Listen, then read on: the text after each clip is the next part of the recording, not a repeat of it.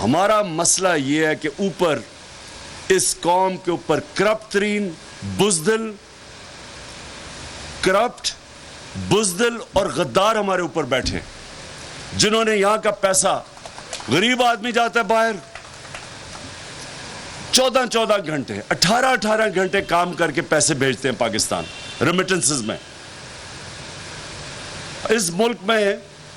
اگر یہ آج 31 یا 32 ارب ڈالر کے وہ پیسے نہ بھیجے تو ہمارا ملک 6 ارب تو سارا IMF سے ہمیں ملا ہے۔ تو یہ اگر پیسے نہ بھیجیں، جو اصل اس ملک کا اثاثہ ہے،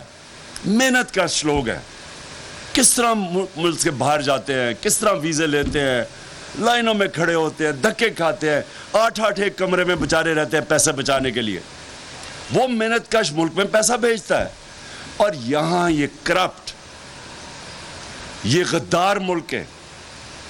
یہ چور اور ڈاکو یہاں سے چوری کر کے پیسہ باہر بھیج دیتے ہیں۔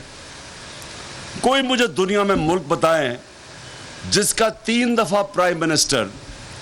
سب سے مہنگے لنڈن کے علاقے میں مے فیئر میں وہ ٹھہرا ہوا ہے، سب سے مہنگے، یعنی جو وہ اپارٹمنٹس ہیں مے فیئر کی، میں جانتا ہوں لنڈن، ایک بیٹا 8-9 ارب روپے کے گھر میں رہ رہے وہاں 1 ہائیڈ پارک پہ، سارے اربوں پتی ہیں، پراپرٹیز ان کی سارے لنڈن میں، لوگ بتاتے ہیں کدھر کدھر پراپرٹیز ہیں اور آف شور اکاؤنٹس ہیں، اور ایک جواب نہیں دیتے کہ پیسہ آیا کدھر سے، اور ملک میں آتے ہیں لوٹنے کے لیے۔ یہ ہیں غدار اس ملک کے۔ سبسکرائب کریں اور بیل دبائیں تاکہ کوئی خبر رہ نہ جائے۔